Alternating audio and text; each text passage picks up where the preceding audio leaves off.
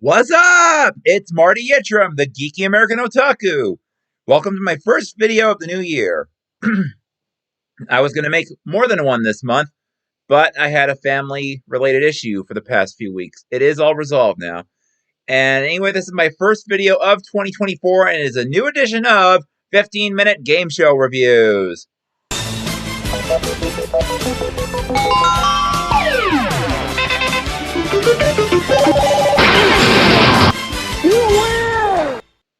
Now this time I'm going to be covering a game show that only ran for 1 year, but it would find new life in reruns and would become more successful overseas. It also shares its name with another game show that did become a hit 20 years later. Today we're discussing the 1988 edition of Wipeout. From Paramount Studios in Hollywood, it's television's most exciting new game, Wipeout! And here to pit their knowledge and strategy against the Wipeout are Nikki Lossman, Kathy Doolittle, and Kevin Clancy. The one who fares the best could drive off in this Bronco 2 4x4. And now here's your host, the star of Wipeout, Peter Tomarken. Thank you very much. Thank you. Hi, thank you, Jim Hackett. Hi, everybody, and welcome once again to another episode of Wipeout. You know what I mean? We're going to have a lot of fun here today. You folks at home can play along. And as far as the three contestants are concerned, well, one of them and only one will get a chance to drive off in a brand new car. So, not too shabby. Here's another example of a game show that was good but underrated and didn't last long because of a glut in the syndication market, and it was a victim of poor time slots. However, the show did air in reruns on the USA Network for a couple years, and it was then exported to other countries, with the most successful version being in the United Kingdom, where it ran on the BBC One for 8 years. Here in the United States, Wipeout debuted in syndication on September 12, 1988, and ended on June 9, 1989. The host was Peter Tomarken, who also served as its executive producer.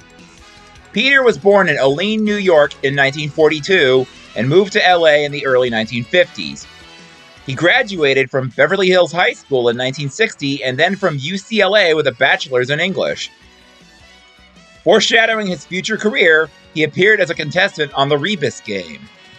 Peter worked as a magazine editor for Women's Wear Daily and Business Week in the late 1960s before moving back to California, working in various advertising agencies.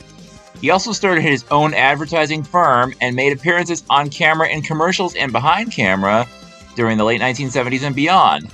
He also appeared as a reporter in the 1978 Warren Beatty film Heaven Can Wait. After his agent suggested he try game show hosting, he hosted 2 pilots by Jay Wolpert for NBC that were not picked up, but the third time would be the charm, as he would host Wolpert's Hitman, which is a game show fan favorite, for only 13 weeks. Fortunately, that would be Peter's big break, as just a few months after Hitman's demise, Peter became the host of its most successful series, Press Your Luck, which ran from 1983 to 86 on CBS, and has been pretty much rerun all the time since then on USA, Game Show Network, and now on Buzzer. He hosted a pilot for another NBC game show in 1986, Wordplay, which would ultimately be hosted by the legendary Tom Kennedy when it made it to air. He also hosted the short-lived 1987 Sale of the Century ripoff, Bargain Hunters, which he openly admitted that he hated, and a pilot for Monopoly in 1990 that was ultimately hosted by Jeopardy loser Mike Riley. He continued to work on and off camera throughout the 1990s, including as a producer on shows like America's Funniest People and Real Stories of the Highway Patrol. He returned to the game show hosting arena in 1994 when the Game Show Network debuted and served as host for their evening interactive series Prime Games. His last game show hosting gig was on the 2000 Fox Family Channel series Paranoia. In 2002, Game Show Network revived his most famous show as Whammy, the all-new Press Your Luck. He hosted a pilot episode, but when the show was picked up, it was hosted by Todd Newton, who did a fine job, in my opinion. However, Peter did make one last appearance in 2003 during the question round for an episode which reunited the 2 contestants who competed against Michael Larson, Press Your Luck's most infamous contestant, with Larson's brother James for a grudge match. The episode aired after GSN aired the documentary Big Bucks, the Press Your Luck Scandal that Peter hosted and narrated. Peter was a private pilot, and he and his second wife, Kathleen, were volunteers with Angel Flight, a nonprofit organization that provides free air transportation to needy medical patients. Sadly, on March 13, 2006, the Tomarkens were en route to San Diego to pick up a cancer patient awaiting treatment at UCLA Medical Center when their Beechcraft Bonanza A36 went down into Santa Monica Bay due to an improper repair to the aircraft engine that resulted in a complete loss of power, and both Peter and Kathleen, unfortunately, lost their lives. The charity and the Tomarken children have since established a Tomarken Heroes Fund in memory of the two. The announcers were actor Jim Hackett, who appeared in shows like Benson and Growing Pains and continues to perform to this day, followed by veteran actor Robert Ridgely, who voiced characters such as Thundar the Barbarian, the Purple Pie Man from Strawberry Shortcake, and starred in movies such as Blazing Saddles, Beverly Hills Cop 2, Philadelphia, and is seen here in his last role in 1997's Boogie Nights. And finally by longtime game show announcer Jim Harlan, who was the primary announcer during the show's run. Anyway, here's how the game was played. 3 contestants competed on each episode.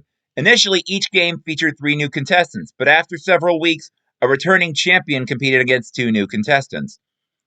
The contestants were given a category and shown 16 possible answers on a 4x4 grid of monitors. 11 answers were correct, while the 5 incorrect ones were called wipeouts. Here's an example. 11 of these famous characters are purely fictional. Let's see if you can name them. The contestant at the leftmost podium began the round. They picked an answer, and after each correct answer, the contestant could either choose again or pass control to the next contestant. The first correct answer of the round was worth $25. The second answer was worth $50, the third being $75, and so on, with the 11th and final correct answer worth $275. One of the 11 correct answers was referred to as the hot spot, with a bonus prize attached to it. Once the hot spot was uncovered, Peter took a token from inside his podium and placed it onto the podium of the contestant who found it. In order to win that prize, a contestant had to be both in possession of the token at the end of the round and be one of the 2 highest scoring players to advance to the challenge round. If a contestant picked a wipeout, they lost all their money to that point and the hot spot token if they had it. The prize would then go back onto the board behind another right answer. The round ended once all 11 correct answers were found, or if all 5 wipeouts were found first. The 2 contestants with the highest money totals kept their cash and moved on, while the third place player was eliminated and left with parting gifts. In case of a tie, the tied contestants were given a new category and shown 12 answers, 8 right, 4 wipeouts. Peter flipped a coin to determine who went first. The players then alternated giving answers, and the first contestant to find a wipeout was eliminated. If all 8 correct answers were found without finding a wipeout, then the contestant who gave the last right answer moved on to the challenge round instead. The challenge round had the 2 remaining contestants compete for another more expensive prize, usually a trip, and the right to play in the bonus round. Any money won in the first round by the contestants, as I said earlier, was theirs to keep and was put away. In the challenge round, the contestants were shown a new board with 12 answers. Again, 8 right, 4 wipeouts. Peter would then read the category, and the contestant who won the most money in the first round made a bid of how many correct answers they could give before wiping out. And the 2 players kept alternating until one contestant either reached the maximum of 8 or challenged the other. Once the bid was in, that contestant would have to complete the contract. If the high bidder was successful, they earned a point for that board. However, if they wiped out even once, their opponent could steal a point by giving just one correct answer. If they failed, then their opponent was allowed again to try to complete the contract. The challenge round was a best 2 out of 3 match. The player who finished the first round in second place would get to make the first bid for the second board. If a third board was needed, a coin toss determined who started. The first to score 2 points won the game and went to the bonus round to play for a new car. The other players still kept the cash they won in the first round and the hotspot if they had it from earlier. Now, in the bonus round, the contestant was shown a new board with 12 answers, arranged in 3 rows with 4 monitors apiece. First, Peter would be shown 12 answers and a sample category to show how the bonus round was played. Afterward, the contestant was given a new board with a new category, and they had 60 seconds to find the 6 correct answers. The champion touched the border on the outside of the corresponding monitor and the screen would be lit up. No more than 6 monitors could be lit at a time. Once 6 were chosen, the champion ran back and hit the buzzer to lock in the answers. If they had anything less than 6 right, Peter would tell them to run back and make changes. Again, they had to turn off a monitor before they could select a new one if 6 were already lit. The round continued until the contestant either ran out of time and lost or found all 6 right answers. If the contestant did the latter, they won a brand new car and retired as champion. Otherwise, they won nothing extra, but they returned as champion and stayed on until they either won the car or they were defeated, whatever came first. And that is how the 1988 version of Wipeout was played. Now we grade it. The original Wipeout was a great show that unfortunately did not get much of a chance for several reasons. In 1988, game shows were starting to become less popular as several of them would be canceled the following year. 1989 is considered an annus horribilis for game show fans, and there wouldn't be many left on daytime television by the early 90s. Wipeout, of course, was a victim of the oversaturation of the syndicated game show market. As we all know, by 1988, Wheel of Fortune and Jeopardy had become the top game shows for millions of Americans, and the syndicated revival of Family Feud starring Ray Combs debuted the same time as Wipeout, just 2 months after coming back on CBS. The new Hollywood Squares and Win, Lose, or Draw were still going strong, though they would also be gone in 2 years' time. Needless to say, as a result, Wipeout ultimately ended up in undesirable time slots. For example, it aired after midnight on WCBS in New York. However, after the show ended production, USA, which was the game show network before there was even a game show network, added it to their afternoon block of reruns where it would find a new audience, myself included, and it ran there for 2 more years.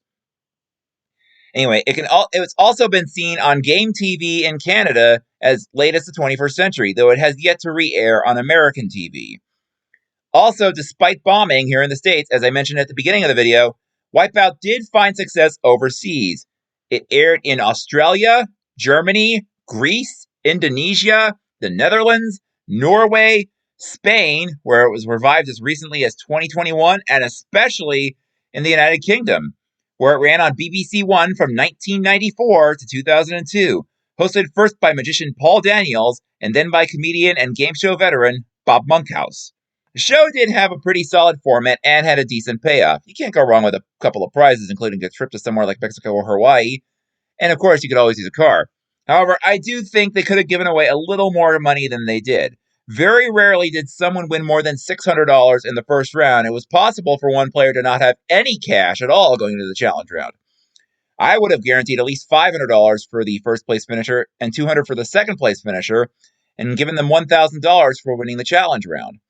Anyway, despite these caveats, it was still a good game show. And of course, Peter Tomarken was one of the better underrated game show hosts out there. Even though he never had as much success as Alex Trebek, Pat Sajak, or Bob Barker, Peter was still a great host in his own right. He had a good sense of humor, which he showed many times, including in this moment where he thought he was hosting a show he used to host. Debut in 7-Year Itch. Let's find out. She had small parts earlier. It was not a debut. There's one whammy. Whammy, I finally said it. I knew I would say it. It's all right. I feel better that it's out of my system. It's gone.